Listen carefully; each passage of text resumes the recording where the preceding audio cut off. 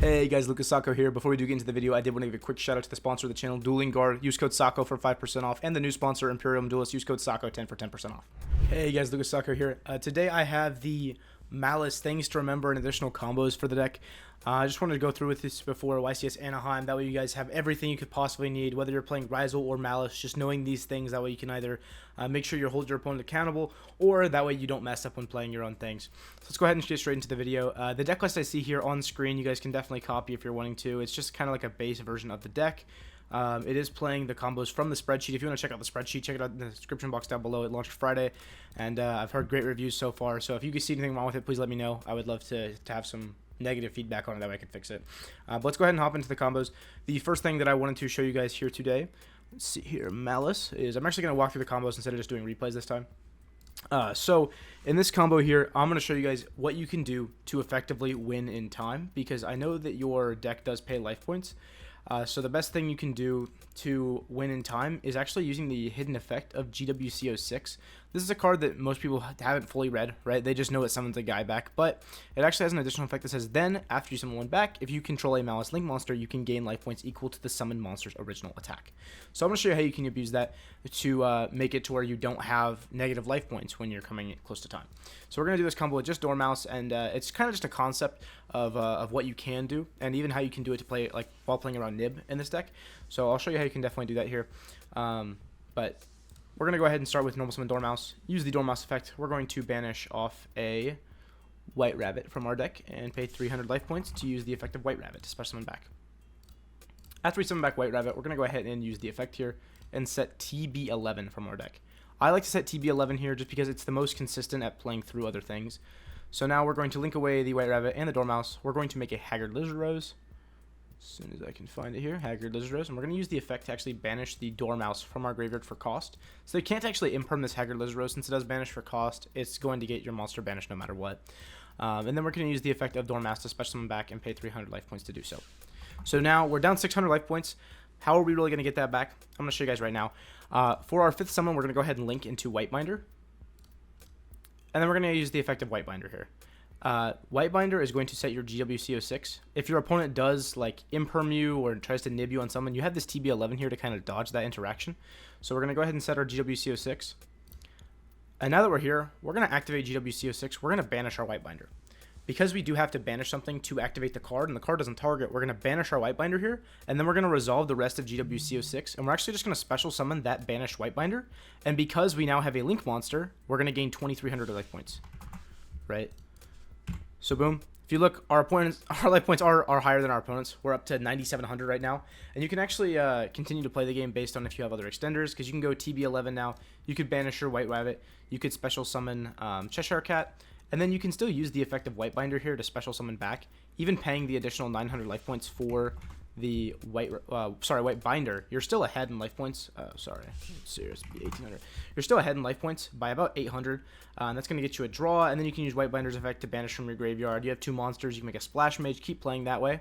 But that's going to be a very, very effective way to gain life points. That way you don't lose in time just to your deck being its deck, you know.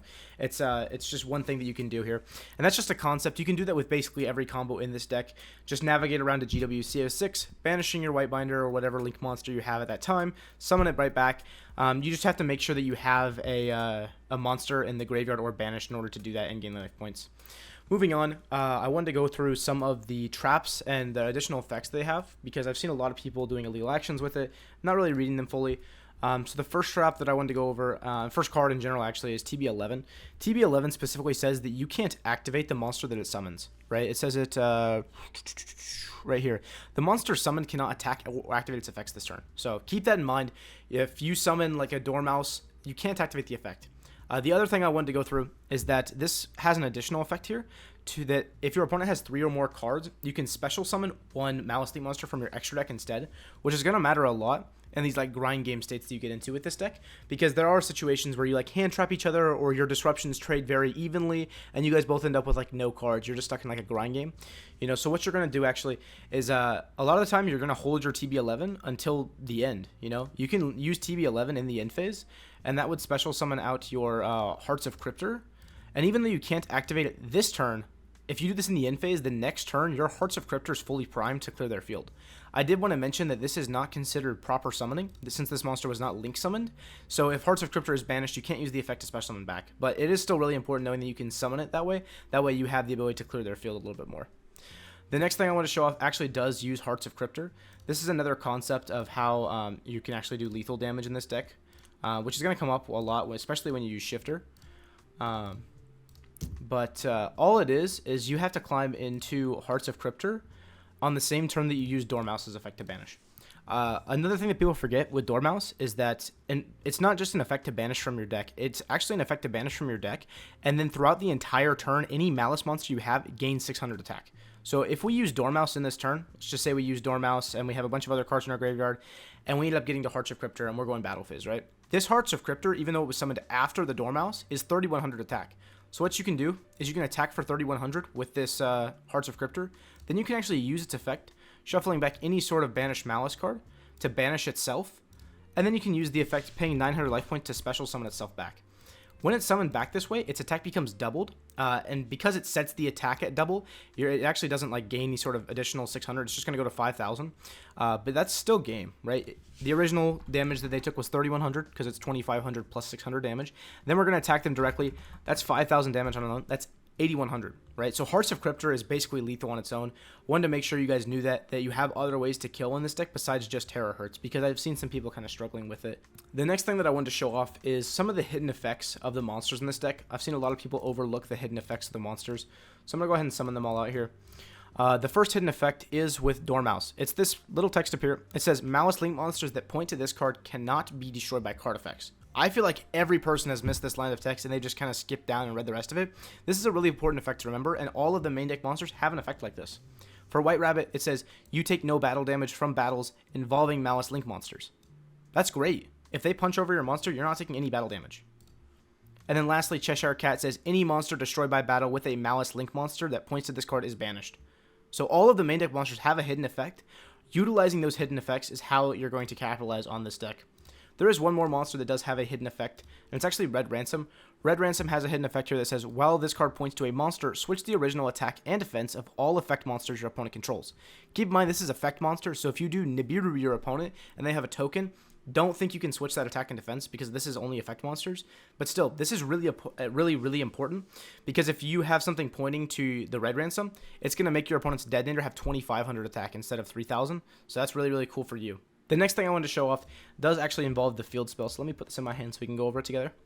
The field spell has the ability to banish one Maliss card from your hand, deck, or graveyard. It's a card. This banishes a Maliss card. It doesn't have to be a Maliss monster. So not only can you banish your monsters from your main deck, you can banish the monsters, like your extra deck monsters from your graveyard. You can also banish the traps, which is really important for an additional effect this card has. So say you have 2 banished traps because you activated Shifter, and on this next turn you're trying to find a way to kill them. You can use Maliss Underground and just banish the last trap from your deck, because this card has the additional effect that says, while you have 3 or more banished Maliss traps with different names, Maliss Link monsters you control gain 3,000 attack. So it's really just a big buff to your entire field, giving the ability to just plow through and just kill your opponent super easily, because there are 3 Maliss Link monsters, right? This field spell can basically be giving an additional 9,000 attack to your field.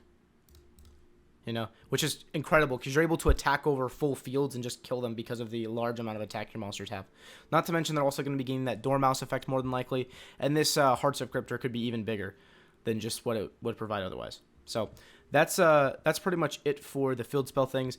The next card I wanted to go over with you does involve Terahertz. This card has an additional effect that I feel like is not capitalized on, and it's the fact that it negates any monster effect activated by your opponent during the battle phase. This is only activated effects, though. I've seen some people try to go battle phase and run over a Detonator, thinking that the Detonator would not be able to protect itself. Detonator doesn't activate, so it can still protect itself.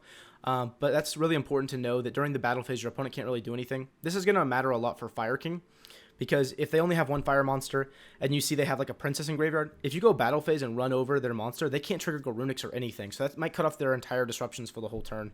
Not to mention, that might even kill them. The Terahertz is super good at going for lethal. And one thing that's really cool with this card here is that technically this card can get ashed at almost every single point. But if you got it up to like 8,000, say you sent 2 things from your deck to the graveyard, boosting this thing up to 8,000 attack points, what you can do is you can attack, and then to play around Ash Blossom is you can actually use its effect to send and gain an attribute and gain attack in the damage step because it does modify attack. So we can send another thing here. It'll go to 10,500 attack in the damage step, and they can't Ash it. You could technically do it at any point in the battle phase because if they do Ash it, it's negated. But it is really important to know that you can do that in the damage step to play around other things, like even an Imperm, you know. And then the last thing I wanted to show you is just a minute interaction that's not going to come up too much, but it's definitely something to be aware of. A lot of people have tried to do combos where you use the effect of Haggard Lizard Rose to banish from your graveyard, and they try to banish things like White Binder in order to extend. One thing that's very specific about Haggard Lizard Rose is that it has to banish a monster with 2,000 or less attack. It's not really too important. If you're trying to map combos and you think that you've figured out a really cool combo that does do this interaction, it's really not that big of a deal. Instead of making Haggard Lizard Rose, all you have to do is make SP, and then you can SP banish your White Binder and continue on. But if your opponent does misplay and they summon a Haggard Lizard Rose, make sure they're not able to banish anything with 2,000 or more attack. That's going to be it for the video, guys. I do really appreciate you watching. Like I said, the spreadsheet is in the description box down below. It's going to have all the combos as well as a bunch of other things for not just Maliss, Rizal. It's going to have deck lists as well. So if you guys would check that out in the description box down below. Besides that, if you could like, comment, and subscribe, I would really, really appreciate that. And I hope you have a fantastic day. Bye-bye.